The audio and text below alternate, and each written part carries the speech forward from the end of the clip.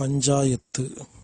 இரு நபர்களுக்கு இடையே ஒரே விதமான கருத்து இருக்கும் பொழுது அப்பொழுது இருவருக்கும் உள்ள உறவு வலுவாக உறுதியாக இருக்கும். இருவருக்கும் உள்ள உறவில் விரிசல் ஏற்படுகிறது என்றால் அதற்கு அடிப்படை காரணம் மாறுபட்ட கருத்து. மாறுபட்ட கருத்தை எப்படி சரி செய்வது என்று நாம் இப்பொழுது தெளிவாக பார்க்க இருக்கிறோம். இரு மனிதனுக்கு இடையே கருத்து வேறுபாடு காரணமாக உறவு விரிசல்கள் வருகிறது. இதை சரி செய்ய வேண்டுமென்றால் 5 விஷயங்களை இருவரும் மேற்கொள்ள வேண்டும். 1. மற்றவர்கள் பேசுவதற்கு முதலில் அனுமதி அளிக்க வேண்டும். 2. மற்றவர்கள் பேசுவதை கவனமாக கவனித்து உள்வாங்க வேண்டும். 3. மற்றவர்கள் பேசி முடித்துவிட்ட பிறகே நாம் பேச ஆரம்பிக்க வேண்டும். 4. முடிவுகள் எடுப்பதற்கு நேரம் எடுத்துக்கொள்ள வேண்டும். அவசரப்பட்டு எந்த ஒரு முடிவையும் எந்த ஒரு வார்த்தையும் பேசிவிடக்கூடாது. 5. முடிவு எடுக்கும் பொழுதும் பேசும் பொழுதும் அன்பும் கருணையும் மனதில் இருக்க வேண்டும். இந்த 5 விஷயத்தை ஞாபகம் வைத்து புரிந்து கொண்டு மாறுபட்ட கருத்துள்ள இருவர் அமர்ந்து பேசினால் கண்டிப்பாக இருவரும் ஏற்றுக்கொள்ளும் விதத்தில் தீர்வுகள் கிடைக்கும். முதலாவதாக, மற்றவர்கள் பேசுவதற்கு அனுமதி அளிக்க வேண்டும். இதுதான் நமக்கு உள்ள மிகப்பெரிய ஒரு குறைபாடாக இருக்கிறது. நாம் எப்பொழுதுமே நாம் சொல்வதுதான் சரி என்ற எண்ணத்துடன் மற்றவர்கள் பேசுவதை அனுமதிப்பதே கிடையாது. மற்றவர்கள் பேசுவதை அனுமதிப்பது என்பது அவர்கள் பேசுவதை ஏற்றுக்கொள்கிறோம் என்று அர்த்தம் கிடையாது என்பதை முதலில் புரிந்து கொள்ள வேண்டும். அவர் கூறும் கருத்துக்கள் ஒருவேளை தவறாக இருக்கலாம், உங்களுக்கு உடன்பாடு இல்லாமல் இருக்கலாம். இருந்தாலும் பேசுவதற்கு அனுமதி அளிக்க வேண்டும் என்பது உறவு வலுப்படுவதற்கு ஒரு மிக முக்கியமான அத்தியாவசியமான ஒரு விஷயமாக இருக்கிறது. மற்றவர்கள் பேசுவதை அனுமதிக்கும் பொழுது அவர்கள் மனதில் உள்ள கோபம், டென்ஷன், பயம், கவலை போன்றவை முதலில் வெளியே வருகிறது. எனவே பேசி முடித்தவுடன் அவர் நிம்மதி அடைகிறார். அவ்வாறு பேசுவதற்கு அனுமதி அளிக்காமல் ஒருவர் பேசும் பொழுது குறுக்கே நடுவிலே நாம் நமது கருத்துக்களை பேசும் பொழுது அவர் உங்கள் கருத்தை கேட்கவே மாட்டார். ஏனென்றால் அவர் இன்னும் பேசி முடிக்கவே இல்லை. எனவே அவர் மனது முழுவதும் நான் என்ன சொல்ல வருகிறேன் என்பதை இன்னும் முடிக்கவில்லையே என்ற எண்ணத்துடன் கவனமெல்லாம் அவர் பேசுவதிலே இருக்குமே தவிர நீங்கள் பேசுவதை கேட்பதற்கு ஒருபொழுதும் அனுமதி அளிக்காது. ஒரு மனிதன் மனதில் உள்ள மற்றவர்கள் பற்றிய ஒரு கெட்ட எண்ணம், கோபம், கவலையை நாம் அழிப்பதற்கு எந்த ஒரு காரியமும் செய்ய வேண்டிய அவசியமில்லை. அவர்களிடத்தில் தண்டனை வாங்கவும் அவசியமில்லை. அவர்கள் பேசும் பொழுது அதை நாம் கவனித்தாலே போதும், அவர்களுக்கு கோபம் தீர்ந்துவிடும். கோபம், கவலை, டென்ஷன், பயம் என்பது ஆழ்மன கெட்ட பதிவுகளால் ஏற்படுகிறது. அதை தீர்க்க வேண்டுமென்றால் சம்பந்தப்பட்ட நபரிடம் நான் உன் மீது கோபமாக இருக்கிறேன் என்பதை அவர் வாய்வழியாக பேசும் பொழுதுதான் அதை குறைக்க முடியும் அல்லது முற்றிலுமாக நீக்க முடியும். மேலும் அவர்கள் பேசுவதை கேட்கும் பொழுதுதான் அவர்கள் என்ன சொல்ல வருகிறார்கள் என்பதை நாம் கண்டுபிடிக்க முடியும். மேலும் அது அவர்களுக்கு மனதில் ஒரு மிகப்பெரிய ரிலாக்ஸ் என்கிற அமைதியை கொடுக்கும். உதாரணமாக, கண்டேன் காதலை என்ற தமிழ் சினிமா படத்தில் ஒரு நடிகை தன் காதலனை நம்பி வீட்டை விட்டு வெளியே வந்து விடுவாள். ஆனால் அந்த காதலன், இப்பொழுது இருக்கும் சூழ்நிலையில் என்னால் ஏற்றுக்கொள்ள முடியாது, நீ திரும்பி வீட்டுக்கே சென்றுவிடு என்று திருப்பி அனுப்பிவிடுவான். எனவே அந்த பெண் ஒரு கிறிஸ்தவ ஆசிரமத்தில் வேலை செய்து கொண்டிருப்பாள், வீட்டுக்கு தெரியாமல். ஏனென்றால் தன் காதலன் மேல் உள்ள கோபம் மனதில் உள்ளது. அதை அழிக்கவும் முடியாமல், அவரை திட்டவும் முடியாமல், அந்த கோபம் இருக்கும் வரை அவரால் வீட்டுக்கும் போக முடியவில்லை, காதலனை அடைய முடியாமல் இந்த கோபத்திலேயே, வருத்தத்திலேயே, கவலையிலேயே பல நாட்கள் ஆசிரமத்தில் வேலை செய்கிறாள். அப்பொழுது அந்த படத்தின் கதாநாயகன், நான் உனக்கு உதவி செய்கிறேன் என்று சொல்லி அந்த ஏமாற்றிய காதலன் ஃபோன் நம்பருக்கு ஃபோன் செய்து கையில் கொடுத்து திட்ட சொல்வார். இந்த நடிகையும் ஒரு 2 நிமிடங்கள் அவனை திட்டி விடுவாள்.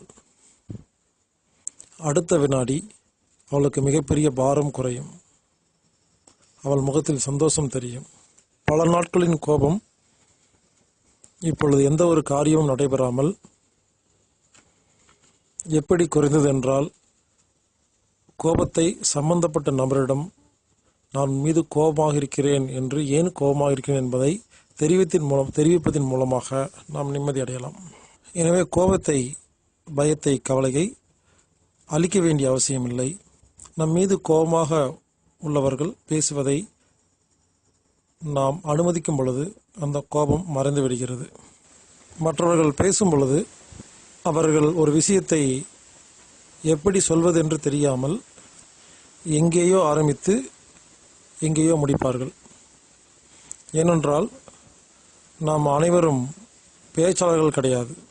சண்டை வரும் பொழுது நாம் ஏற்கனவே என்ன பேச வேண்டும் என்பதை வீட்டில் உட்கார்ந்து மனப்பாடம் செய்து கொண்டு வர முடியாது.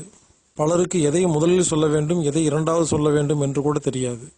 சிலருக்கு உணர்ச்சிகளை எந்த வார்த்தைகளில் வெளிப்படுத்த வேண்டும் என்று கூட தெரியாது.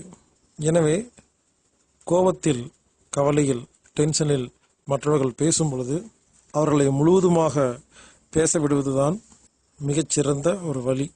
எனவே முதல் தீர்வு, மற்றவர்கள் பேசும் பொழுது அதை அனுமதியுங்கள். இரண்டாவதாக, மற்றவர்கள் பேசும் பொழுது அதை கவனியுங்கள். மற்றவர்கள் பேசுவதை, வார்த்தைகளை, கண்களை, அவர் உடல் அசைவை நாம் கவனிக்கும் பொழுது அவரது உணர்ச்சிகள், ஃபீலிங்ஸ் எனப்படும் உணர்ச்சிகள் நமக்கு தெரிய வரும். மேலும் நாம் அவர் இடத்திலிருந்து இந்த சிக்கலை யோசிக்க முடியும். எனவே இருவருக்கு மாறுபட்ட கருத்துக்கள் இருக்கும் பொழுது, மற்றவர்கள் பேசும் பொழுது ஒவ்வொரு வார்த்தையும் கவனிக்க வேண்டும். அந்த நேரத்தில் நாம் அருகில் உள்ள டிவியையோ, பத்திரிகையையோ அல்லது வேறு ஏதாவது விஷயத்திலேயோ நமது கவனம் திரும்பும் பொழுது, ஒன்று, நமக்கு மற்றவரின் அந்த உணர்ச்சிகள் புரியாமல் போக வாய்ப்புள்ளது. இரண்டாவது, நம் மீது கோபப்பட்டு பேசிக்கொண்டிருக்கும் ஒரு நபர் மேலும் கோபம் அதிகரிக்க வாய்ப்புள்ளது. நான் இவ்வளவு சீரியஸாக பேசிக்கொண்டிருக்கும் பொழுது உன்னால் எப்படி டிவி பார்க்க முடிகிறது, அப்பொழுது என் மீது அக்கறை இல்லையா என்று நினைக்கும் பொழுது அவர்கள் கோபம் அதிகமாக வாய்ப்புள்ளது. எனவே மற்றவர்கள் பேசும் பொழுது கவனிப்பது என்பது ஒரு முக்கியமான ஒரு விஷயம். அதே சமயத்தில் அவர்கள் திடீரென கேள்விகள் கேட்க வாய்ப்புள்ளது. அவர்கள் கேள்வி கேட்கும் பொழுது ஒரே வார்த்தையில் பதில் சொல்லி மீண்டும் அவர்களை பேசுவதற்கு அனுமதித்தால் அவர்களின் கோபம், கவலை சீக்கிரமாக குறையும். அதை விட்டுவிட்டு பிறர் நம்மிடம் பேசிக்கொண்டிருக்கும் பொழுது, முக்கியமான விஷயங்கள் பேசிக்கொண்டிருக்கும் பொழுது மீண்டும் இன்னொரு முறை சொல்லுங்கள் pardon, excuse me, once more, sorry, இது போன்ற வார்த்தைகளை கூறி திரும்ப கேட்கும் பொழுது அவர்களுக்கு கோபம் அதிகரிக்க வாய்ப்புள்ளது. எனவே மற்றவர்கள் பேசும் பொழுது நாம் கவனமாக கவனிக்க வேண்டும்.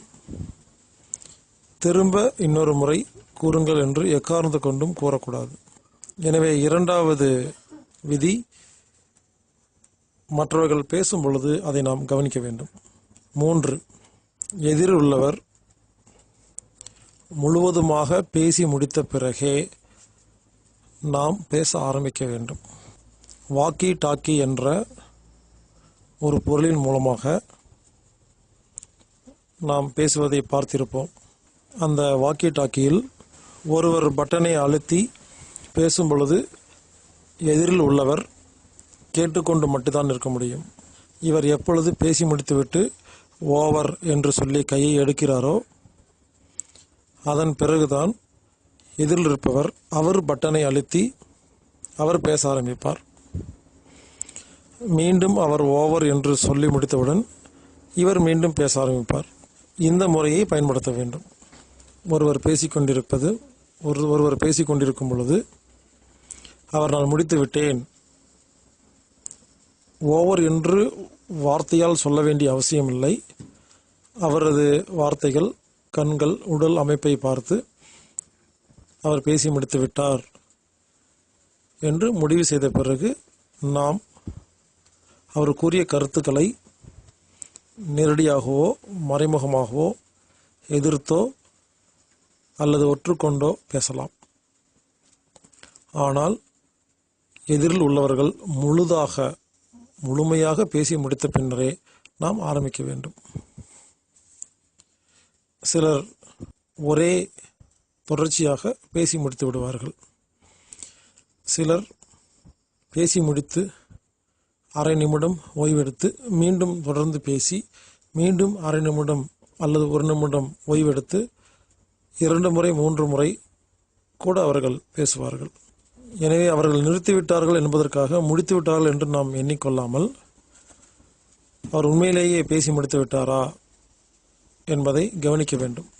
எப்பொழுது ஒருவர் தான் சொல்ல வேண்டிய அனைத்து கருத்துக்களையும் சொல்லி முடித்து விட்டாரோ அதுவே அவருக்கு மிகப்பெரிய ஒரு மன நிம்மதியை கொடுக்கும். நீங்கள் திரும்ப பதில் சொல்ல வேண்டிய அவசியம் கூட கிடையாது என்பதை புரிந்து கொள்ளுங்கள். எனவே 3வது விஷயமாக, மற்றவர்கள் பேசி முடிக்கும் வரை நாம் வாயை திறக்கக்கூடாது. 4வது, முடிவு எடுப்பதற்கு கால அவகாசம் கொடுங்கள். அனைத்து மனிதனுக்கும் வரும் கவலை, கோபம், டென்ஷன், பிரச்சனைகளுக்கு ஒரே ஒரு காரணம், அவசர முடிவுதான். நீங்கள் உங்கள் வாழ்க்கையில் ஏற்கனவே எடுத்த அவசரமான முடிவுகளை எப்பொழுது யோசித்து பார்க்கிறீர்களோ அப்பொழுது வெட்கமாக இருக்கும், கவலையாக இருக்கும், கோபம் வரும். இதற்கு ஒரே ஒரு காரணம், நாம் அவசரமாக எடுத்த முடிவு. எனவே முடிவெடுக்கும் பொழுது எப்பொழுதுமே குறைந்தது 5 நிமிடம் முதல் 5 நாட்கள் 10 நாட்கள் என நாம் நேரம் எடுத்து முடிவு செய்யலாம். எனவே இருவரும் முரண்பட்ட கருத்துக்களை பேசிக்கொண்டிருக்கும் பொழுது முடிவுகளை எடுக்கக்கூடாது. கருத்துக்கள் மட்டுமே பரிமாறிக்கொள்ள வேண்டும். முடிவுகள் எடுப்பதற்கு வேறொரு நாள் அல்லது வேறொரு நேரத்தை நாம் ஒதுக்க வேண்டும். ஏனென்றால் கருத்துக்கள் கூறும் பொழுது உணர்ச்சி வசப்பட்டு நாம் எடுக்கும் முடிவுகள் 2 நாள் கழித்து நாம் இப்படி செய்திருக்கலாமே, அப்படி செய்திருக்கலாமே என்று ஒருவேளை தோன்றுவதற்கு வாய்ப்பு உள்ளது. காலம் அவகாசம் கொடுக்கும் பொழுது நமது புத்தி நல்லது கெட்டது ஆராய்ச்சி செய்கிறது. கால அவகாசம் கொடுக்காத பொழுது நமது மனம் பிடித்தது பிடிக்காது என்று முடிவு செய்து அவசரப்பட்டு முடிவெடுத்து விடுகிறது. எனவே முடிவுகள் எடுப்பதற்கு கால அவகாசம் கண்டிப்பாக கொடுக்க வேண்டும். உதாரணமாக, சில நாட்களுக்கு முன்னால் என்னிடம் ஒரு நண்பர் தொலைபேசியில் தொடர்பு கொண்டு, நான் ஒரு சித்தரின் கருத்தரங்குக்கு சென்றிருந்தேன், அந்த கருத்தரங்கில் உங்களை பற்றி அவர் மேடையில் தவறாக பேசிக்கொண்டிருந்தார், இந்த ஈலர் பாஸ்கர் மருந்தில்லாமல் எல்லா நோயும் குணமாகும் என்று தவறாக கூறிக்கொண்டிருக்கிறார். அப்பொழுது சித்தர்கள் எல்லாம் மூலிகளை கண்டுபிடித்து வைத்திருக்கிறார்கள், மூலிகை வைத்தியங்களை கண்டுபிடித்து வைத்திருக்கிறார்கள். அவர்கள் என்ன முட்டாளா? அதனால் அவர் சொல்வதை கேட்க வேண்டாம், நான் உங்களுக்கு மூலிகை கொடுக்கிறேன் என்று அவர் மூலிகை விற்று கொண்டிருந்தார். இந்த விஷயத்தை எனக்கு தொலைபேசியில் ஒரு நண்பர் கூறினார். நான் அவர் தொலைபேசியை கட் செய்த அடுத்த வினாடியே அந்த சித்தருக்கு நான் ஃபோன் செய்து அவரிடம் சண்டை போட்டேன். ஆனால் அதன் பிறகு ஒரு அரை மணி நேரம் கழித்து நான் யோசித்தேன், நான் அவரை கூப்பிட்டு சண்டை போட்டிருக்கக்கூடாது என்று எனக்கு புரிந்தது. ஒருவேளை நான் ஒரு 1/4 மணி நேரம் பொறுமையாக இருந்திருந்தால் எனது புத்தி வேலை செய்து அவரையே நான் கூப்பிட்டு சண்டை போட வேண்டும் என்று முடிவு செய்திருப்பேன். இப்படி அவசரப்பட்டு சண்டையிட்டதால் இப்பொழுது அவருக்கும் எனக்கும் மன கஷ்டம் ஏற்பட்டுவிட்டது. எனவே 4வது விஷயமாக, முடிவெடுப்பதற்கு காலம் கொடுத்தால்தான் புத்தி வேலை செய்யும் என்பதை புரிந்து கொள்வோம். 5வது விஷயம், ஒரு முடிவு எடுப்பதற்கு முன்னால் அந்த முடிவில் அன்பும் கருணையும் இருக்க வேண்டும் என்பது ஒரு மிக முக்கியமான ஒரு விஷயம். நாம் எடுக்கும் எல்லா முடிவுகளிலும் அன்பும் கருணையும் இல்லை என்பதால் தான் முடிவுகள் தவறாக இருக்கின்றது. உதாரணமாக, நாம் நமது குழந்தைகள் இடத்தில் எப்பொழுதுமே அன்பும் கருணையோடு நடந்து கொள்கிறோம். நமது மகன் அல்லது மகள் ஒரு கொலையை செய்து கொண்டு வீட்டுக்கு வந்தால் கூட சாப்பிட்டாயா என்று அவருக்கு உணவு பரிமாறுகிறோம். ஆனால் பக்கத்து வீட்டு பையன் ஒரு சிறு தவறு செய்யும் பொழுது நாம் அவரை துன்புறுத்துகிறோம். பக்கத்து வீட்டு பையனை நம் பையனாக நினைக்கும் பொழுது அந்த இடத்தில் அன்பும் கருணையும் வருகிறது. எனவே எந்த முடிவெடுப்பதாக இருந்தாலும் அவர் நம் வீட்டு அண்ணன், தம்பி, மாமா, மச்சான் என்று யோசித்து அன்போடு கருணையோடு முடிவெடுக்கும் பொழுது அந்த முடிவு நல்ல முடிவாக இருக்கிறது. மேலும் இந்த உலகத்தில் யாரும் ரொம்ப காலம் வாழப்போவதில்லை. ஏற்கனவே நல்ல காரியம் செய்த அனைவரும் மற்றும் கெட்ட காரியம் செய்த அனைவரும் மண்ணுக்குள்ளே போய்விட்டார்கள். இந்த விஷயத்தை புரிந்து கொண்டு அன்பும் கருணையோடு ஒரு முடிவெடுக்கும் பொழுது அந்த முடிவு தெளிவாக இருக்கிறது. எனவே இருவருக்கும் மாறுபட்ட கருத்து இருக்கும் பொழுது, அது கணவன் மனைவியாக இருக்கலாம், அப்பா மகனாக இருக்கலாம், நண்பர்களாக இருக்கலாம், முதலாளி தொழிலாளர்கள் இருக்கலாம், யாராக இருந்தாலும் இனிமேல் நாம் கூறியது போல முதலில் மற்றவர்களை பேச அனுமதிக்க வேண்டும். மற்றவர்கள் பேசுவதை உன்னிப்பாக கவனிக்க வேண்டும். மற்றவர்கள் பேசி முடித்த பிறகுதான் நாம் பேச வேண்டும். முடிவெடுப்பதற்கு காலம் எடுத்துக்கொள்ள வேண்டும். அந்த முடிவில் அன்பும் கருணையும் இருக்க வேண்டும் என்ற 5 கோட்பாடுகளை மனதில் கொண்டு இனி நாம் பஞ்சாயத்து நடத்தினால் அந்த பஞ்சாயத்தின் முடிவு கண்டிப்பாக இருவருக்கும் உடன்பாடு உள்ள திருப்தியான தெளிவான உடன்பாடாக மட்டுமே இருக்கும் என்பது உறுதி. ஆனால் குடும்பத்தில் பல சிக்கல் வருவதற்கு அடிப்படை காரணம் என்னவென்றால், மற்றவர்கள் பேசுவதை நாம் கேட்பதே கிடையாது. அவர்கள் பேசி முடிப்பதற்குள் நாம் பேச ஆரம்பித்து விடுகிறோம். நமது முடிவுகளில் அன்பும் கருணையும் இல்லை. மேலும் உடனடியாக முடிவெடுக்கிறோம். எனவே மேலே சொன்ன வழிமுறைகளை பயன்படுத்துவோம். மாறுபட்ட கருத்துக்களை சரி செய்வோம். அன்பாக வாழ்வோம். நாம் விரைவில் பஞ்சாயத்து ரூம் என்று ஒரு ரூமை தயார் செய்ய உள்ளோம். நான் விளையாட்டாக கூறவில்லை, சீரியஸாகத்தான் கூறுகிறேன். இனிமேல் யாருக்காவது மாறுபட்ட கருத்து இருந்தால் அவர்களுக்கு என்று ஒரு பிரத்யேகமான ஒரு அறை தயார் செய்ய உள்ளோம். அந்த அறையில் நடுவே கண்ணாடியில் மறைக்கப்பட்டிருக்கும். ஒரு அறையை இரண்டாக பிரித்து இருப்போம். இப்படி பிரிக்கப்பட்ட தனித்தனி அறையில் மாறுபட்ட கருத்துள்ள இருவரும் தனித்தனி அறையில் அமர்ந்து கொள்ள வேண்டும். இருவரின் முகம் கண்ணாடி வழியாக தெளிவாக தெரியும். ஆனால் இவர் பேசினால் அவருக்கு கேட்காது, அவர் பேசினால் இவருக்கு கேட்காது. அதற்காக வாக்கி டாக்கி ஏற்பாடு செய்திருப்போம். ஒருவரிடம் உள்ள வாக்கி டாக்கியை பட்டனை அழுத்தி அவர் பேசினால் மற்றவருக்கு கேட்கும். இவர் எப்பொழுது பட்டனிலிருந்து கையை எடுக்கிறாரோ அப்பொழுதுதான் எதிரிலுள்ளவர் பேச முடியும். எனவே ஒருவன் தான் சொல்ல வேண்டிய கருத்து அனைத்தையும் அந்த பட்டனை அழுத்தி விட்டு பேசிக்கொண்டே இருப்பார். இவருக்கு எப்பொழுது நான் சொல்ல வேண்டிய கருத்துக்கள் அனைத்தையும் சொல்லி முடித்து விட்டாரோ அதுவரை எதிரில் உள்ளவர் கேட்டுக்கொண்டிருக்க வேண்டும். தேவைப்பட்டால் ஒரு பேப்பர் எடுத்து இவர் பேசுவதற்கான நேரம் வரும்பொழுது பேச வேண்டிய விஷயங்களை குறித்து கொள்ளலாம். ஒருவர் ஆசை தீர அவர் பேச வேண்டிய விஷயம் அனைத்தையும் பேசி முடித்த பிறகு அந்த பட்டனிலிருந்து கையை எடுக்க வேண்டும். எதிரில் உள்ளவர் இப்பொழுது பட்டனை அழுத்திவிட்டு அவர் பேச ஆரம்பிப்பார். தேவைப்பட்டால் அவர் சில நேரம் எடுத்து யோசித்து தெளிவாக பேசலாம். உடனே பேச வேண்டும் என்ற அவசியம் கூட கிடையாது. அவர் பேசும் வரை இவர் கேட்க வேண்டும், பிறகு இவர் பேச வேண்டும். இப்படி இருவரும் தனக்குள்ள கருத்துக்களை, சிந்தனைகளை, கோபத்தை, கவலைகளை மாற்றி மாற்றி பேசும் பொழுது முதலில் இருவரது மனதும் தூய்மையாக்கப்படுகிறது. பின்னர் யோசிக்கும் பொழுது சரியான முடிவு எடுக்க முடிகிறது.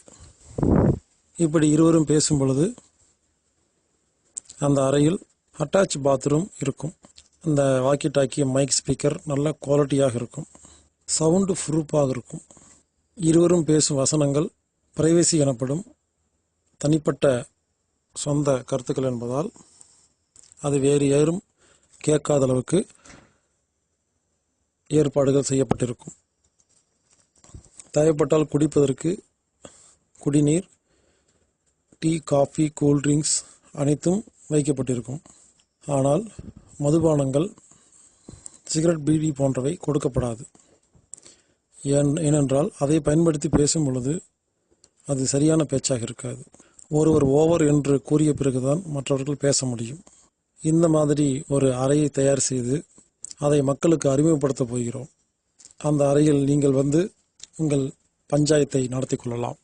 எனவே இனிமேல் இருவருக்கும் உள்ள கருத்து முரண்பாடுகளை நாம் கூறிய இந்த வழிமுறைகள் மூலமாக சரி செய்து கொண்டால் இனிமேல் உலகில் நமக்கு நண்பர்கள் மட்டுமே இருப்பார்கள்.